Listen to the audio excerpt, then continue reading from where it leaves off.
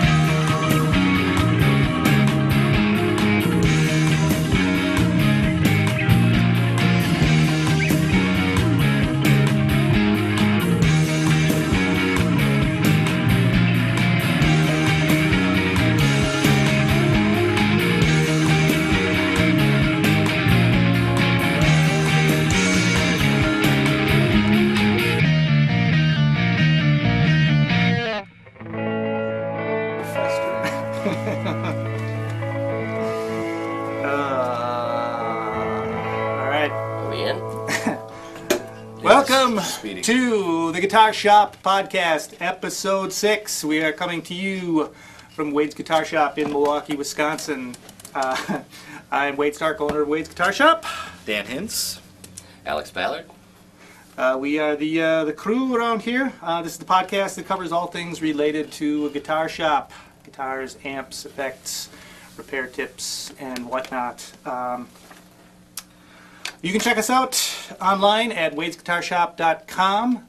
All the information from the podcast is there. Just go to wadesguitarshop.com, click on the Guitar Shop podcast link, and all of the notes and previous podcasts and all that fun stuff are there. You can also send us questions via email to wadesguitarshop@sbcglobal.net. There you go. And as a matter of fact, we do have our first couple of questions that we received email that we're going to be answering today before we jump into our main story, which today is talking about guitar cables and trying to settle some questions and some myths related to guitar cables. But first of all, we are going to take a look at some viewer mails. First one is from Jason, and he says, I just discovered your podcast last week and have watched all 5 episodes. They're terrific. Thank you, Jason. The question, I've been playing for about a year. And That's the important part. That is the important part. I've been playing for about a year. Pretty much if you send us an email and say something really great about the podcast, you're going to get on. I've been playing for about a year, and I recently bought an Ibanez ARX320 electric. I currently use a cheap solid-state crate amp, and I'm looking to upgrade to a tube amp. I'm 30 years old and probably never going to play anywhere other than my bedroom, but I would still like to buy an amp that lets me get the best sound I can. I've looked at the Epiphone Valve Jr., Gretsch Electromatic, the Fender Champion 600, and the PV Valve King Royal 8, all in the $200 price range. And then he's also looked at a bunch of amps in the kind of $400 price range. And he says, are any of the extra features on the $400 amps valuable enough that I should go ahead and bite the bullet and just buy the more expensive amp? Another thing I have to consider is how well the amp performs at low volumes. Wife and kids. Thanks a lot for the entertaining and edutaining show, Jason. All right, small tube amps. Well, first of all, I'm going to have to know the dimensions of his bedroom. Now, is this a big room? No. Yeah, I mean, all the ones that he mentioned. How many wives? Yeah. How many wives are we talking about, kids? Yeah. I mean, all the amps that he mentioned, are good little tube amps. I guess I would just probably throw in the mix, those Blackheart ones. Actually, in the $400 category, he did mention the Blackhearts. So okay. I think that is in the run for that would be bump good. It up a little bit. Those would be good. And he mentioned the Fender. Did he mention the Fender Blues Jr.? No, Champion 600. What's a Champion 600? That's that new little kind of 50s reissue champ. Oh. Yeah. That could be cool. Kind of even predates the Tweed, it's kind of a light two-tone brown Tolexy thing. Is the Blues Junior an option on there? That's what I was going to say. Yeah, the Well, Blues Junior. yeah, he's got Hot Rod Blues Junior, Pro Junior. Yeah. That's a good amp. Yeah. But I think kind of what he's getting at is, he's got a bunch of stuff to look at. Is there anything that stands out in the crowd? And I think the Blues Junior is cream of the crop, as far as I'm concerned. The other thing that occurred to me also is we have a 70s Champ over there for around $400. That's a good little. I wouldn't rule out vintage stuff because you can still find old Gibson amps and old. That 5960 Gibson GA5 or GA8 Yeah. that we had recently. That Was little just Class great. A monster was. And it was a couple, $300 to $300. Some of those old Valcos or Floatotones that were made here in Milwaukee. I mean, well, I think one of the big factor for these guys though is reliability. It's like the difference between you can get a 1979 Chrysler K car for about $300 these days. And it's going to get you from point A to point B. Sweet. But is it the right thing? In terms of repair, upkeep, parts, and whatnot. So I mean, the vintage thing is great. I think if you know what you're getting into. Well, that's why I kind of allude to the Blues Junior, because it does have reverb on it, which some of the small amps don't include, and the fact that the Blues Junior has, I mean, he stressed as one point the wife, children, bedroom volume sort of thing, right? And the Blues Junior does have sort of master volume, regular volume kind of thing, so you can really hear the full potential of the amp at a very, very tiny volume, which I think is very important. Those old vintage amps don't have the master regular volume sort of thing. So your only other option is, like in my case, I use, I have the wife and child, and what I'm using as a practice amp is way overkill, but it's the only thing I have laying around, and it's a Fender reissue twin, and I have to use a power attenuator with it, so I can get it at tiny volumes and still have it sound decent. So I think that built-in master volume is a huge deal. I think that's very important. Mm-hmm. Yeah. There's a couple of tube amps that have built-in digital effects as well. I suppose you can do that, in a pedal on the floor. I guess that's another thing to mention is some of these pedal boards have a headphone input and amp modeling and all of that, if you don't need the volume of the amp. Well, what about strictly in the sub $200 range? I mean, let's just say he did want to max out at $200. How do you feel about just recommending anything in this broad category of sub $200 tube amps? Because they're going to be Chinese made, the tubes aren't going to be great, the speakers aren't going to be great, but are you getting some kind of benefit to a $200 tube amp that you wouldn't get from spending the extra money on getting something bigger in a solid state amp in the same price range? I mean, I guess if the idea is to go to the tube amp, I mean, probably my tube amp there's not a lot of solid state amps that you can run a solid state amp at a relatively low volume or a digital amp at a relatively low volume, but that missing ingredient is, for me anyway, is the tubes. Mm-hmm. But the other thing I was going to say is there are a couple tube amps that have digital effects built in them, which might be kind of cool. But again, back up to getting a little more expensive there's category. Not too many of those, and they're going to tack on a bunch of money because you've got the digital effects, and those sorts of digital effects are cool, but they're not always exactly what you want, and they're very limited as far as parameters and. When if you're... But that may be what you're paying extra for too. Sometimes is just sure. That kind of stuff. The other thing I guess I would say is I would factor in the tubes. Mm-hmm. Just when you buy these amps, I mean, you're looking at a $10 or $15 preamp tube and probably $20 to $30 worth of power amp tubes, depending on which one you select. Sure. And I would just look at it like I'm going to spend $200 or $300 on this amp and $40 on tubes. Which you should be able to swap out yourself, but consult the manual and all that. Well, we've touched in previous podcasts about the importance of the tubes. Yeah. Some of these amps also have some pretty cool aftermarket mod kits available too. So I mean, That's there's true. also the option of I know with the Epiphone and the Blackhearts, there are companies now that are making these little mod kits, that upgrade the transformer and filter caps and that kind of thing. A pretty simple upgrade that really turn these into road ready little monsters. Yeah. One that I want to mention is there's a harmonica amp that Hohner makes that we just recently tried, and I think that sounds great for guitar. And that I think is in around the $200 area. Yeah. And that one has reverb as well. It's almost like a poor man's Blues Junior. It's it's great. And the other thing is with these smaller amps, a lot of times you're going to see they're going to use EL84, the little bit smaller tubes, which are cheaper in the long run. So I mean that's something to consider too. I mean and don't require biasing or servicing to replace them. Exactly. So I mean, smaller amp, less money, lower maintenance. I think Blues Juniors and things like that. So I think if that's a concern, I mean, ask what sort of tubes you've got in there, and if it's 84s, you're kind of you're in and good the shape. warranty. I mean, I guess on the sub $200 amps, I think you will find some manufacturing inaccuracies or some quality control issues. But if you're buying it new and you got a warranty, at least you have that on your side. Yeah. I've seen some of these sort of more affordable amps that have had some, oops, forgot to put that in type of deals. And as long as you have that warranty with you, generally they're going to take care of business. Like anything. I mean, it's a gamble. Well, I mean, one of the big things that you're going to find in difference between the $200 and $400 amps is the size of the speaker and the cabinet, and that's a big part of the sound too. Because when you go up to the $400 range, you're going to be 10-inch and 12-inch speakers, which are going to sound better than any of the little amps with 8-inch speakers in them. No matter what the quality of the speaker is, 10s and 12s are going to sound better than 8s. So definitely consider, how kind of warm and rich you want it to sound. They're all going to be limited if they have 8-inch speakers. Nobody makes real strong 8s. No.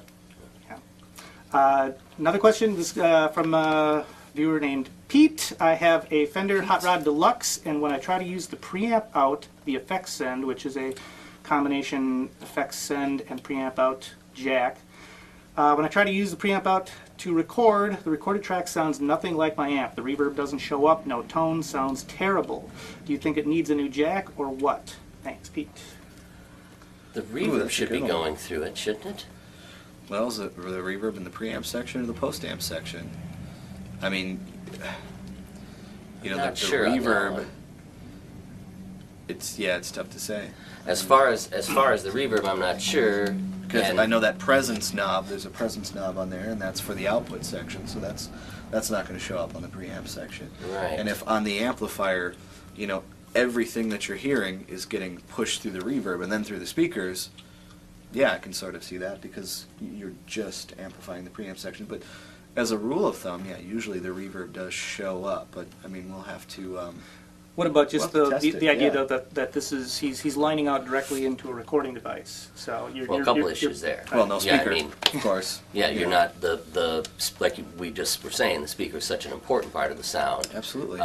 You're just getting that preamp section. You're also not getting the power amp section, so you're not getting the saturation of the power amp tubes. No, you're not getting so those are two missing ingredients there. Thirdly, most people tend to not record, regardless of what amp they're using, direct guitar stuff.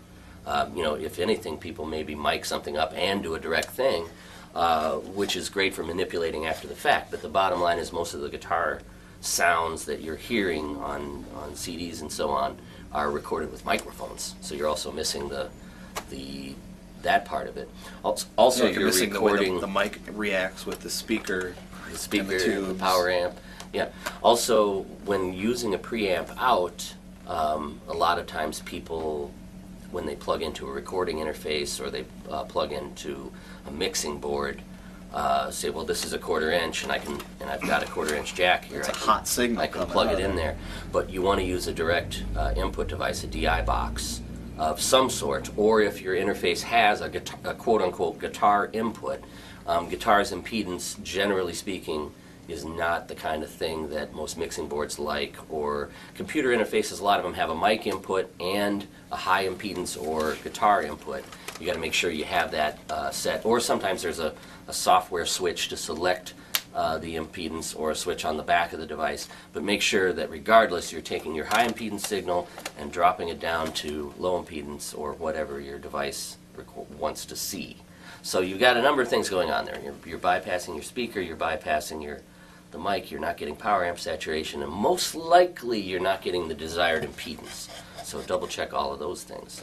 Well, I mean, at the core, isn't this whole argument, though, about reproducing what the human ear hears? People hear their amplifier and they say, I want to record that. Why can't I just send a signal from my amp and record it, and it sounds that way? Mm-hmm. And I mean, at the very core of this issue is our ears, are this device that takes this pulse through the air and converts it into something that our brain interprets as sound.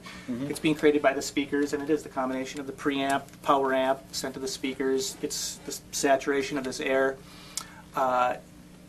There's really no equipment yet that I know of that can reproduce, the sound of a microphone on a speaker in terms of recording direct. I mean, there are amp emulators.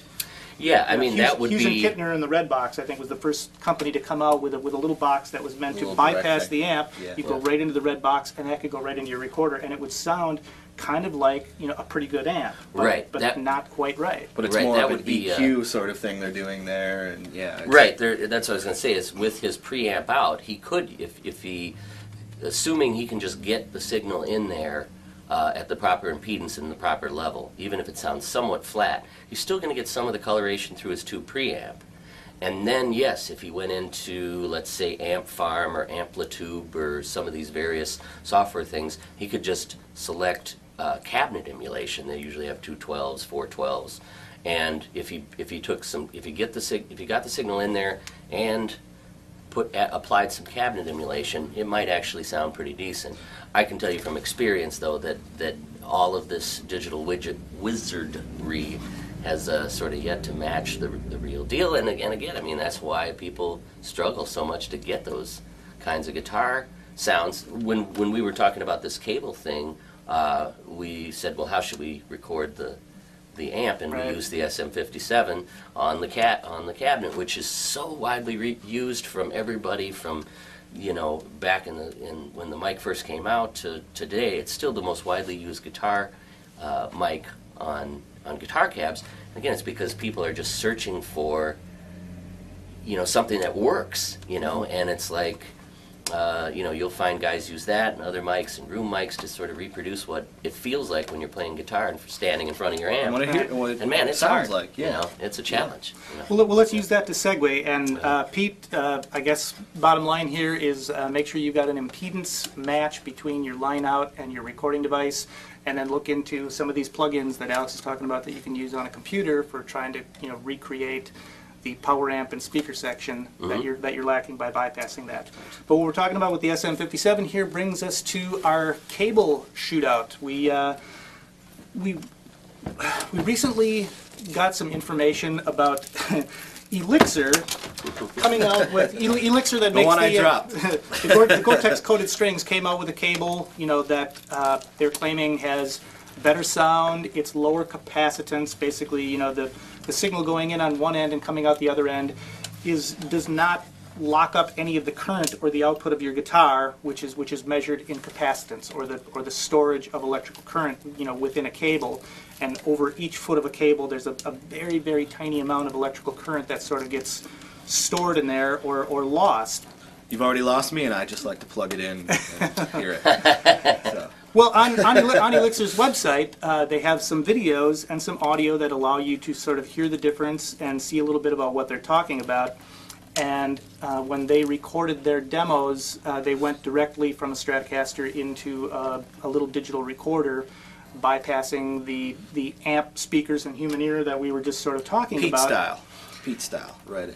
And for many years, we've been carrying here at the shop primarily Conquest cables, which has been one of the standard in the industry for decades now. It's a company down near Chicago, handmade cables, lifetime warranty. They're great little cables, but with the boutique cables coming out now, we needed to kind of find out, first of all, if there was anything that we were missing, if this was something we needed to definitely stock in the store, have available to, the guys who are looking for the absolute best.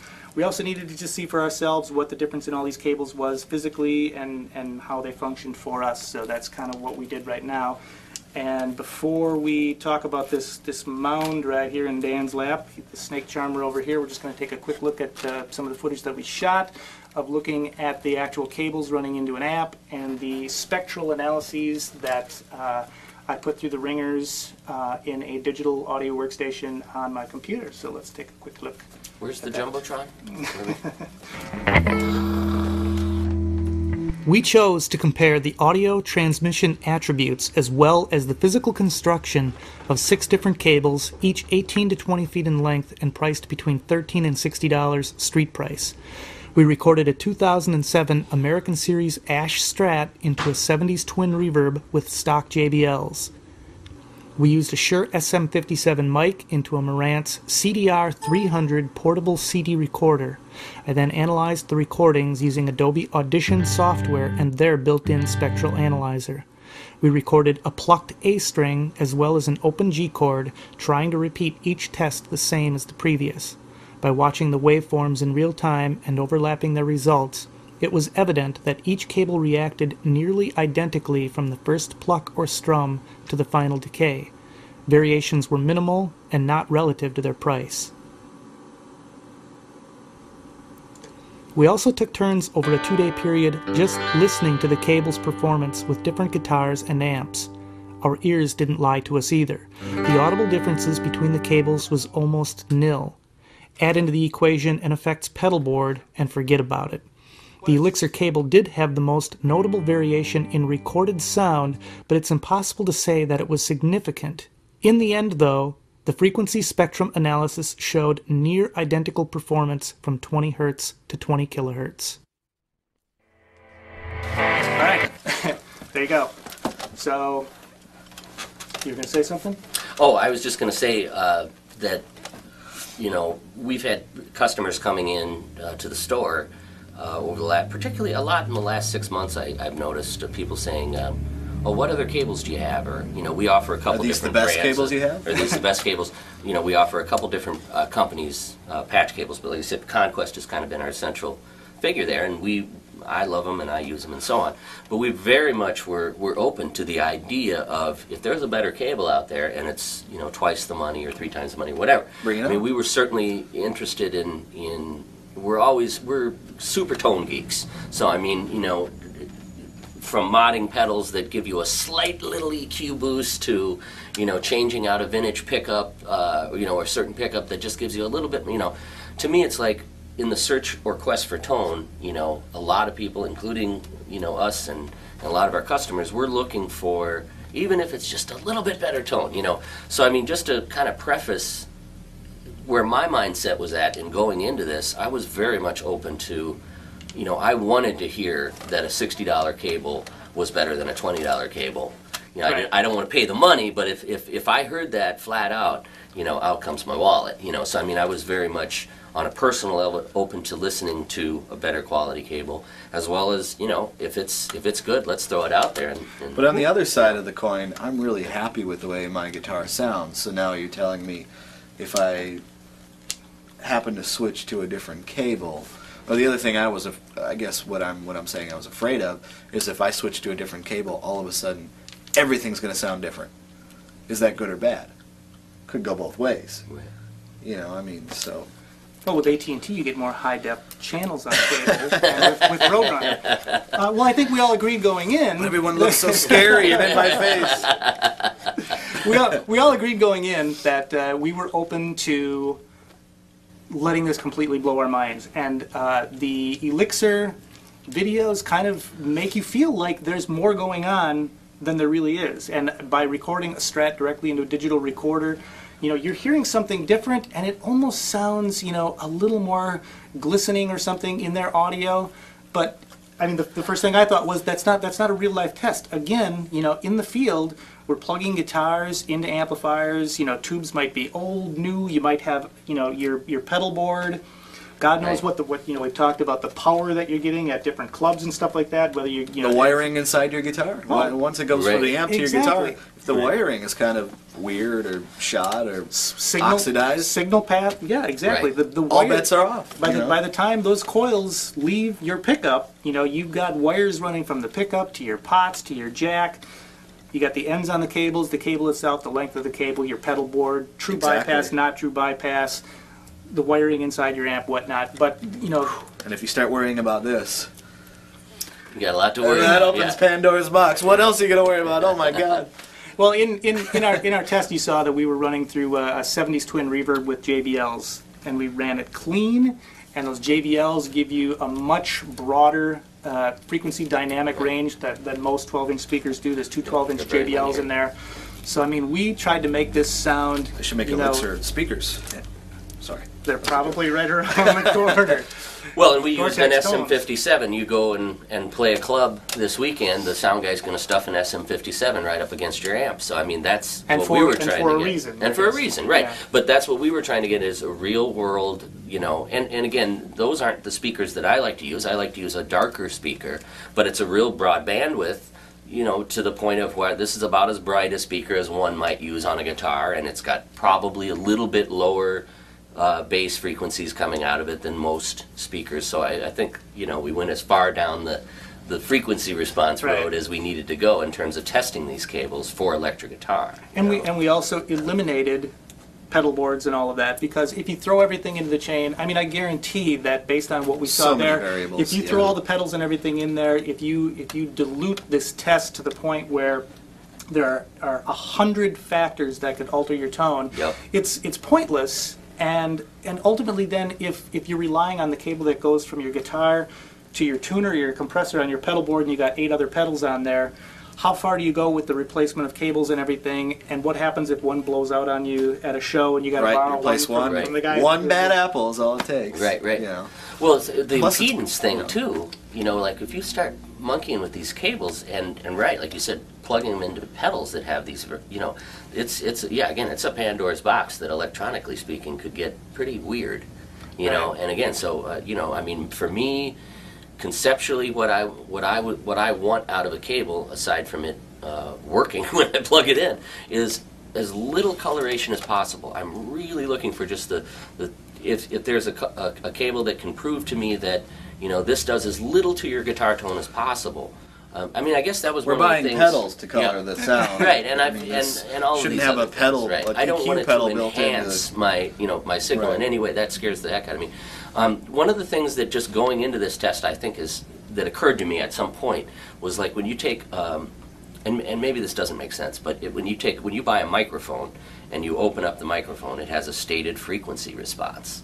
The way that mic is going to respond to a variety of frequencies, and I don't know why they can't do a stated frequency response on a 1/4-inch cable. Maybe someone can email us back and say, here's why they can't do it. But, you know, if they could somehow say, well, here's, you know, a guitar with, you know, a 10-foot piece of gold connected to another, you know, the best possible transference of tone plugged into an amp, and then take their cable and, you know, I don't know what the criteria would be, but it would be nice if I could pick up a cable and just sort of look at how it colors the sound. There has to be a way to sort of establish that.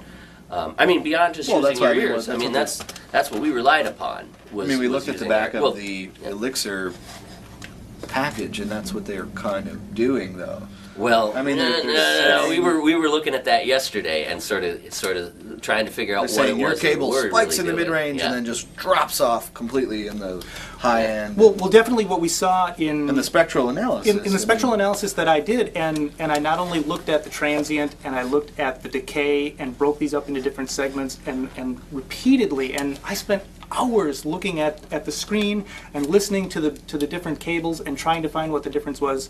And oddly enough, looking at the decay, so about 2 seconds after the transient on strumming a G chord, the decay of that G chord, the best sounding cable to me, just in terms of sitting there and listening to it over and over in the recordings, was the Conquest, which is the cheapest cable. The one that sounded the worst in the decay was the Elixir. Which is the more expensive one. So, you know, I mean, so where exactly these frequencies are being made up, and we also saw in the spectral analyses that bump for bump, you know, every cable Everything reacts, matched they really react closely. almost Yeah. identically. To Right. perceive, That- and there comes a that's point kind of- where you literally can technically say, this is not enough of a difference in frequency response human ear to hear for it. the human ear to hear it. Yeah. So again, it's totally irrelevant. One thing I just wanted to mention, Wade, was in case people are, if you don't know what a transient is, the transient is the front end of the note. Thank you. The going from 0 to its absolute peak. The decay is as it sustains and then diminishes in tone. Just so. So if you go back and look at the video Yeah. then of the spectral analyses, the transient will be on the strum, on the G chord. So you'll see, boom, Bing. it goes up on the strum and then just tails off quite a bit at first, and then really trails off and, Right. then stays consistent as the chord sustains. And I was, in playing, I wanted to listen to see what I could hear, but I also wanted to see if I could feel something happening, you know, in terms of did one sort of produce the transient quicker or better, and as I was playing, did I feel sort of a more dynamic kind of thing? And I really didn't. There were just at the point when I thought I was like, I really feel like it's just psychologically, right? You know, we did a sort of a blind taste test, and yeah, Dan and I. Well, I was just going to say, the test was definitely as scientific and subjective as we could get by recording it as flat and clean as possible, but making sure that there was an amp and the human ears in this process. So the subjective part, is our human ears, and bottom line, I think... When it comes down to it, that's the real deal. Is, does it really sound different to you? Does it sound that much different to you? Does it automatic, when you plug it in and you strum it, do you go, oh my God, I've had an epiphany, this is just the greatest thing, and it just doesn't do it, you know? I mean, to me, it doesn't, you know, maybe I'm not... Well, yeah, I mean, again, in our testing, and again, I'd love to have, you know, Rupert Neve send us an email, you know, saying, well, here's why you're, you know, but honestly, you know, based on the... It's probably in a better place to know. He's the only one that knows for sure. He's alive and well. Hi, Rupert. This will be the Halloween episode, so let's get Rupert in here. Rupert Neve. Yeah. But no, I mean, you know, really based on the, at least, you know, the way we did it scientifically, and then you know, we tried to just say, we're two guitar players, let's sit down and hear what we hear. I mean, you know, so we really tried to look at it scientifically, and based at least on what I saw in your analysis, with my limited knowledge, really seemed to bear out that there was not a lot that you could really point to in a technical sense and say, absolutely, the Elixir's doing this, or the George Zell does this, or the you know, which is interesting too, because we just read an article in Guitar Player magazine where they tested it again. It was one of the concepts about testing these, was they tested all of these cables at all of these different price ranges, and I don't know what kind of brownies they had for lunch, but they were saying things like, this one's buttery and warm in the mid-range and more sparkling highs than... I mean, they were just recognizing all of these huge nuances in differences in these cables, and I gotta tell you, man, I mean, I just thought with all of that hyperbole that there would be something there I could latch on to grab that $60 cable, you know. Tell you, but man, I mean, Dan and I sat here and just went back and forth, and... The most technically important thing about each of these cables, I think, is if I took a scissors and cut this off, I could not reconnect this end. There's no way to get that out. Well, let's jump to the physical portion here. I mean, I think we're all in agreement that I can fix that. The variation in sound between these cables is insignificant and not worthy of your buying $50, $100, or $200 cables, and there are $200 cables on the market. But we also are all in the real world where we're dragging these around with our gigs, our pedal boards. We got cables running everywhere. You know. Yeah, in the heat of a show, I can't be worried about, oh, I accidentally stepped on it, or you know, the corner of the case for my amplifiers, you know, smushing it, or you know. And yeah, ends of these things fall off, or they grab get, the George L cable. Severed, or I mean, this cable is actually one that's custom made and was sent to us for analysis, and it coils really nice. It doesn't tangle very easily. I can't, but that's not a guitar cable though. That's coaxial digital. Oh no, it is. Oh no, it's a guitar cable. This is not. Yeah, this is not off the side of my house. This is what Warner cable runs through your house.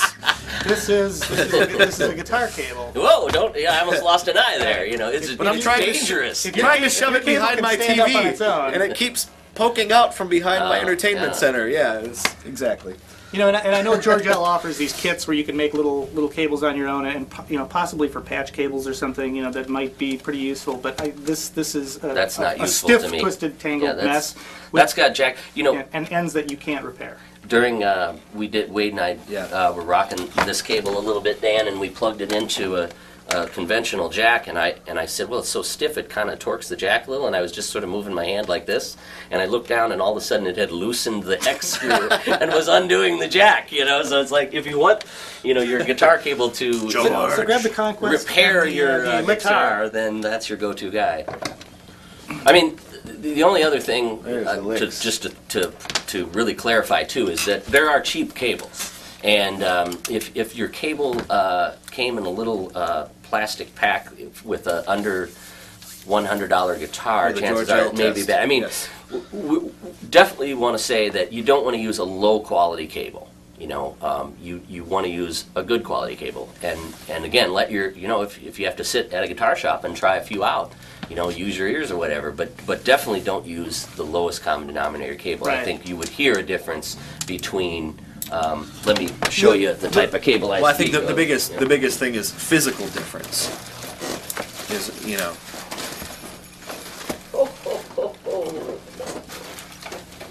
What Alex is describing and scrambling desperately to find are guitar cables that are roughly about the thickness of a bootlace. Yes, this comes. And This they're- is a no-name cable. And they're included free usually with $100 guitars. Yeah, and this thing, yes, is trouble.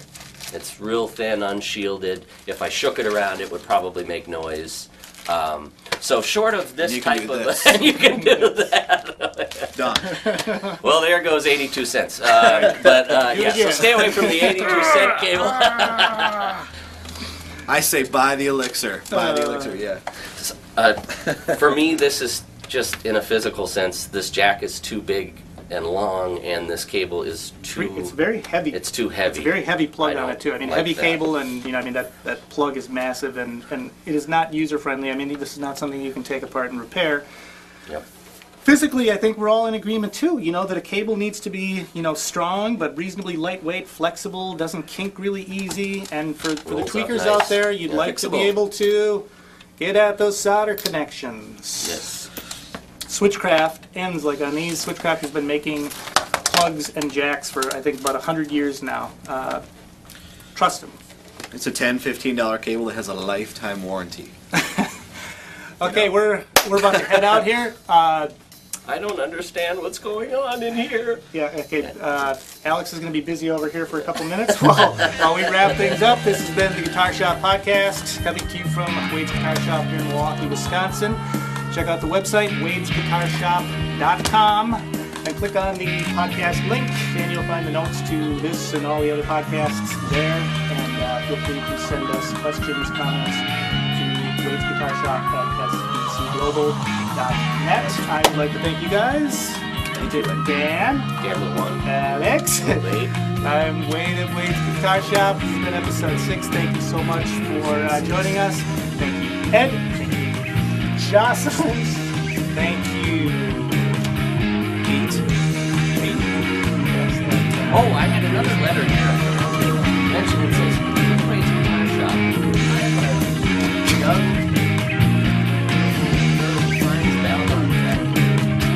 All right. And divorce. Thank you so much. Vienna, out.